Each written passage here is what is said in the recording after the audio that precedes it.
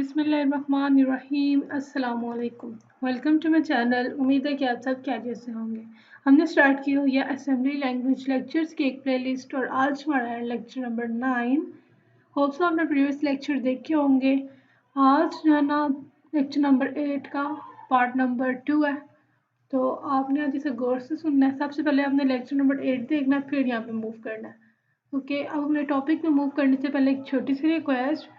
If you're visiting my channel first time, so please don't forget to subscribe it and also press bell button. Okay जी, let's move to our topic. Okay जी, आज का हमारा topic है flag register. Flag register क्या होते हैं? Flag register को अब हम पढ़ते हैं।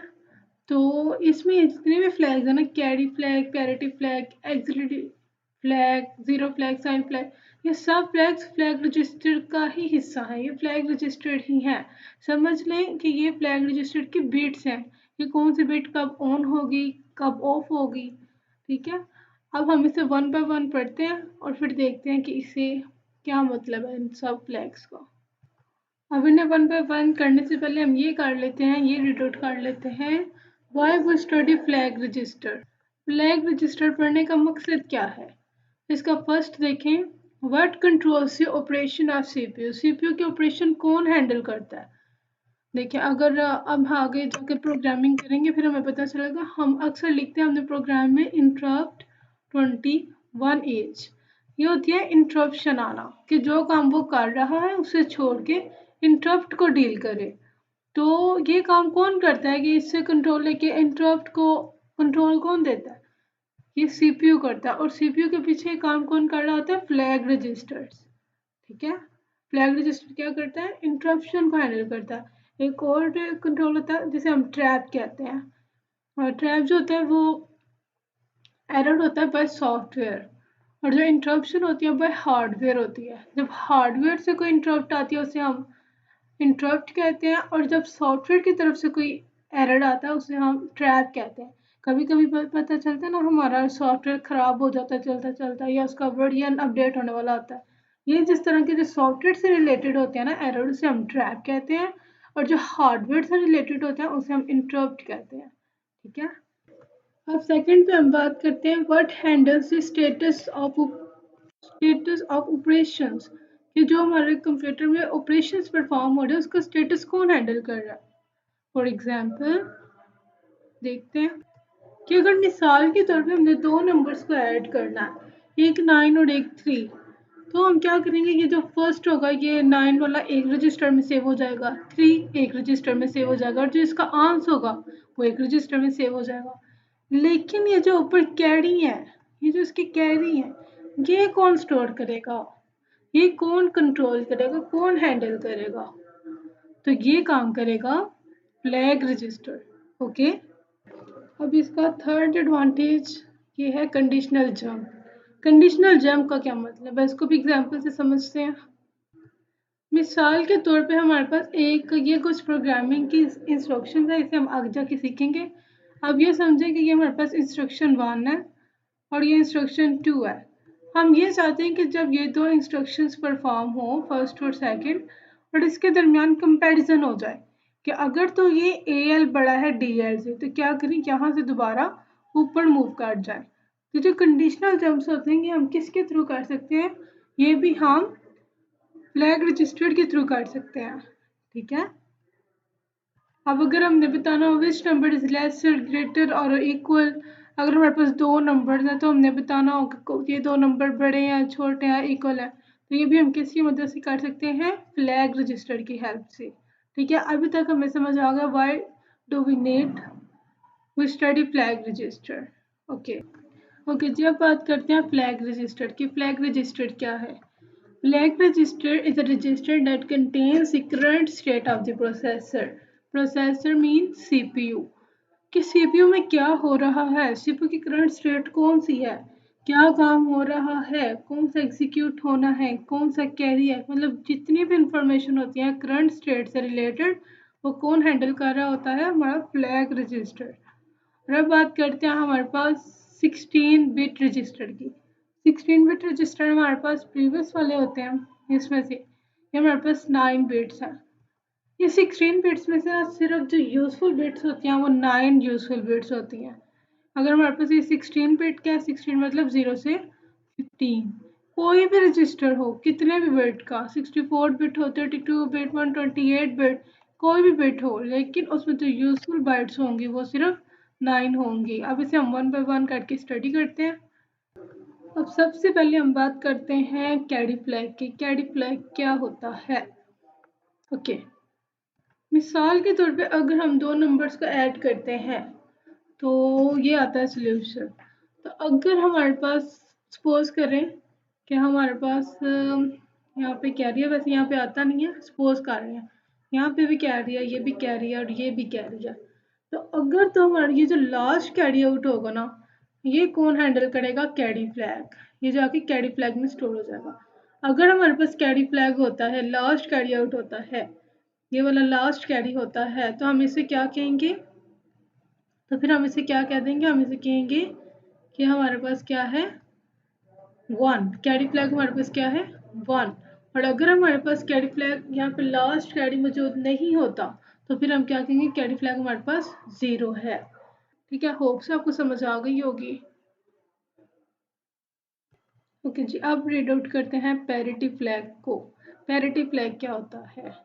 ओके, अब मिसाल के तौर पे हमने क्या किया, हमने कोई भी फंक्शन, कोई भी काम, सब्सट्रैक्शन, एडिशन, मल्टीप्लिकेशन, कोई भी काम करवा के, ऑपरेशन परफॉर्म करवा के ये जो रिजल्ट होगा ये हमने किसी रजिस्टर में सेव करवाना है ना। तो ये रजिस्टर में कैसे जाएगा? किसी ना किसी बस के थ्रू, किसी ना किसी वायर के थ्रू जाएगा। तब हमें क्या पता चलेगा कि ये जैसा हमने डाटा भेजा था, जैसी हमने चीज़ भेजी थी, वो वैसी उस जगह पहुंची है कि नहीं। इस चीज़ को कौन चेक करेगा? हमारी वैलिडिटी को कौन चेक करेगा? तो इसको कौन चेक करेगा? Parity flag. 1 when there is even number of bits, 0 when there is no even number of bits. अभी जो हमारा आंस होगा ना, आंस, उसमें हमने नंबर ऑफ वंस को काउंट करना है, 1 2 3। तो ये कौन सा हमारे पास? ऑड है। तो जब हमारे पास ऑड होंगे तो हमारे पास पैरिटी फ्लैग क्या हो जाएगा? 1।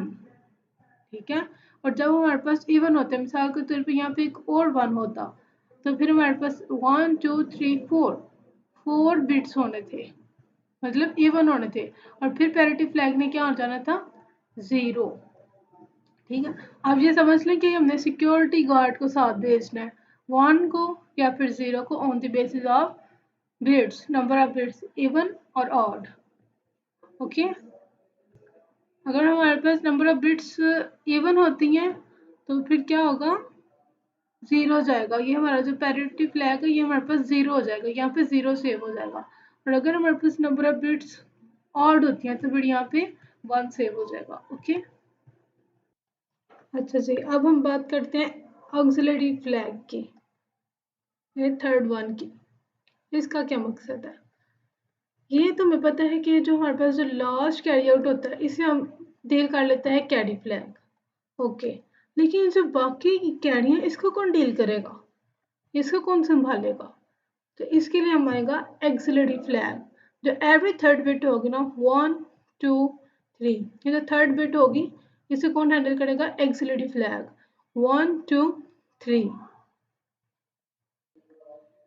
अब बात कर देखें, अगर हम इसको देखें 1 2 3, when third bit carry exist, अगर थर्ड बिट एग्जिस्ट करती है तो एक्सिलरी फ्लैग 1 होगा, और अगर थर्ड बिट एग्जिस्ट नहीं करती तो एक्सिलरी फ्लैग क्या होगा? 0।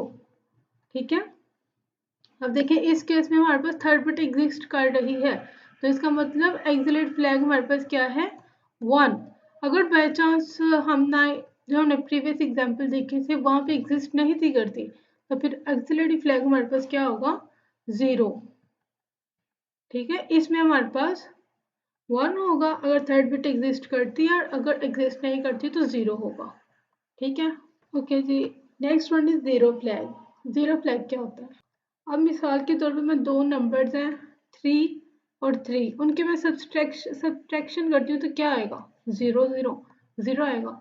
तो देखिए हमने उसकी बाइनरी फॉर्म है 3 की और 3 की, इसे हमने क्या किया? माइनस, तो इसका आंसर हमारे पास क्या आया? 0 0 0। तो व्हेन रिजल्ट इज जीरो, जब हमारे पास आंसर जो है वो जीरो आ जाए तो जीरो फ्लैग वन हो जाता है। और अगर हमारे पास when result is not zero तो फिर हमारे पास क्या हो जाता है, जीरो, जीरो फ्लैग में। अच्छा जी, अब नेक्स्ट हमारे पास कौन आता है, नेक्स्ट आता है हमारे पास साइन फ्लैग। साइन फ्लैग क्या होता है कि अगर मिसाल के तौर पे हमने ये 2 -4 करना है तो हमारे पास आंसर क्या आएगा, -2, क्योंकि बड़ी के साथ माइनस है। तो अब ये जो ये 2 जो है इसको तो रजिस्टर कर लेगा अंडर, लेकिन ये जो माइनस है इसको कौन डील करेगा, इसके साथ कौन निपटेगा। तो इसके लिए होता है हमारे पास साइन फ्लैग। अब देखें हमने 2 की बाइनरी में से माइनस किया 4 को, तो ये हमारे पास आ गया -2। ये देखें इसकी बाइनरी हमारे पास 2 किया, लेकिन जो इसमें माइनस तो नहीं ना लगा, इस वजह से जो माइनस है ये हमारे पास साइन फ्लैग हैंडल करेगा। व्हेन रिजल्ट इज नेगेटिव तो साइन फ्लैग हमारे पास 1 होगा, और अगर व्हेन रिजल्ट इज पॉजिटिव तो हमारे पास 0 होगा। अब इस केस में है तो साइन फ्लैग हमारे पास यहाँ पे आ जाएगा 1, क्योंकि आंसर में माइनस एग्जिस्ट कर रहा है। अब नेक्स्ट हमारे पास क्या है, टी फ्लैग, मतलब ट्रैप फ्लैग। इसका क्या मतलब है, ट्रैप का हमें नेम से समझ आ रहा है, ट्रैप मतलब फंसाना किसी को, किसी, ठीक है। तो ट्रैप फ्लैग क्या करेगा, जब हमारी मशीन में एरर आता है उसे बताएगा, उसे ट्रैप करेगा, उसे डिटेक्ट करेगा। देखिए अगर अक्सर हम अपने कंप्यूटर पे काम करते हैं तो कोई ना कोई एरर आ जाता है ना, तो सीपीयू को कैसे पता चलता है कि हमने वो एरर शो करवाना है, तो वो एरर कौन बताता है, ट्रैप फ्लैग की मदद से हमें पता चलता है।